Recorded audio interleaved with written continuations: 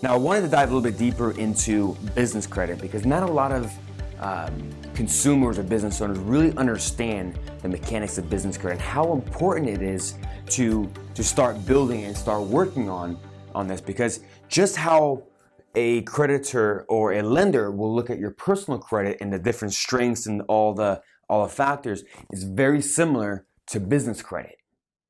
So showing that establishment, so one of the first things I wanted to talk about, it plays a very great and essential role if you're going for a business loan. Okay, so the history of these accounts, right? The existence of business debt is very similar to the personal aspect, where you the credit strength, the history, the limits, derogatories, inquiries. These are something that's very, very very similar and mirrored on the business side. Now, just how we have Experian, Equifax, and TransUnion for personal credit, there is a few more on the business. So one of the most common ones that we always hear about is Dun & Bradstreet, D&B. Okay, and so fun fact for you guys, is actually one of the oldest credit bureaus that exists in the industry. I think it was something around like the 1900s or late 1800s or early 1900s is when they were established. There's over 265 million business records. By far the biggest out of all the credit bureaus that exist right now. So there's a few different scoring factors that they have developed. One is called a delinquency predictor score, where it ranges from 101 to 670, with short for DPS. There's a financial stress score, FSS, which is about 1001 to 1875. But the most common that we always hear is a paydex score. And that ranges from 1 to 100, the higher being the better strength for you. Now, we always want to say, oh, do you have an 80 paydex score? And in order to get that, you need to have at least 4 trade lines being established on your business profile in order to get that 80 paydex score. Very important to add. And I'll dive a little bit deeper into how this all works together, when we get to the end of this, including Dun & Bradstreet. One of the other ones. So you have a FICO score for for personal, and there's also one for business. So that's called the SBSS score. Very common. SBA is one of the leaders that utilizes the SBSS score. So especially in the 7A. So if you're going for an SBA loan, you're going to go for that 7A or the 504. That will most likely be a determining factor. I think nav.com. There was one more other one that you can purchase. I think called Bowfly or some sort, that you can purchase your SPSS score to determine what that is.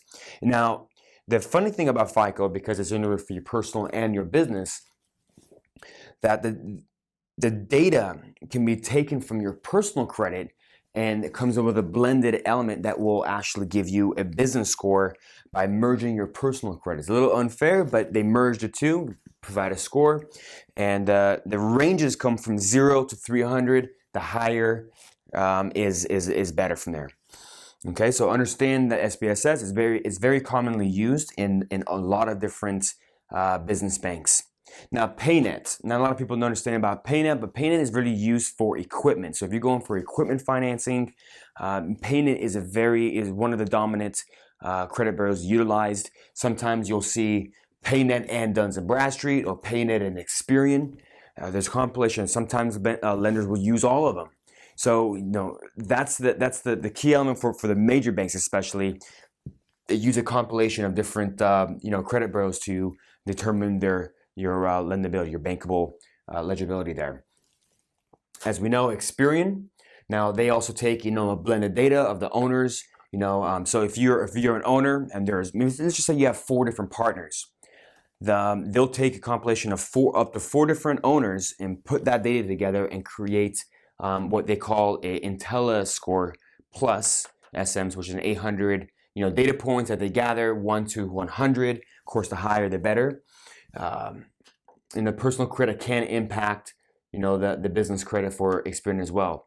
They gather information from public records. So if you have a bankruptcy, or you have your, when is your business established, what your company does, all that information gets compiled together, and your IntelliScore gets generated at that point. Now, one thing is they have a new partnership. I believe they're coming and within maybe a year to 2 years, they could actually be utilizing it right now. But SBFE, which is actually called the Small Business Financial Exchange, is a lot of data gets pulled from there. So the SBFE and what's being reported on here can aggregate and go to Experian. All right. So again, 1 to 100, the higher the better. If you ever get a chance to pull an Experian credit report, you can go through. You will understand a lot of these talking points. Very similar to Experian is one of the big three for personal, Equifax business. You know, the information is also being derived from public records. Very similar to Experian, and also it pulls the data from SBFE, which then it aggregates and pulls it all together for that data points. All right, they have something called a delinquency and failure scores, which predicts if the company is going to go into bankruptcy within 12 months. So you can see the algorithm that they have compiled here with your business, the trade references, delinquencies, all that data gets compiled up, score gets generated, and they can tell a bank if you're going to go into bankruptcy. Pretty scary, honestly. So payment index 1 through 100, the higher being the better here. Now, of course, the Small Business Financial Exchange is a non-profit organization. It has about 32 million businesses derived from it. Now, 22 out of the 30 top commercial lenders utilize and report to SBFE. Now, you can't just go out there and get an SBFE credit report, but I wanted to make you guys let you guys make it aware, because it's an important it's not even as actually a credit bureau from what I understand, because it integrates and talks with Dun & Bradstreet, Experian, LexisNexis, Equifax, and it's kind of like a partnership, if I think the best way I can describe it here.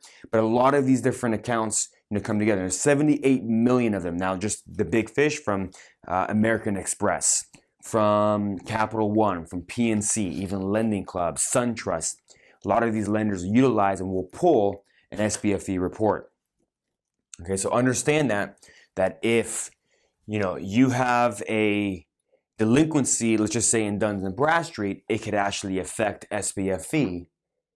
And the SBFE also integrates with Equifax and Experian and LexisNexis, and so you see how everything is somewhat intertangled between each other.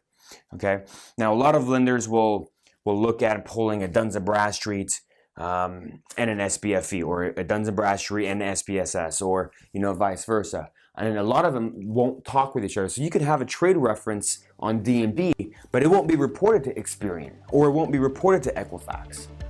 So it's important to understand, if you're going to go through lending, which banks pull which credit bureaus.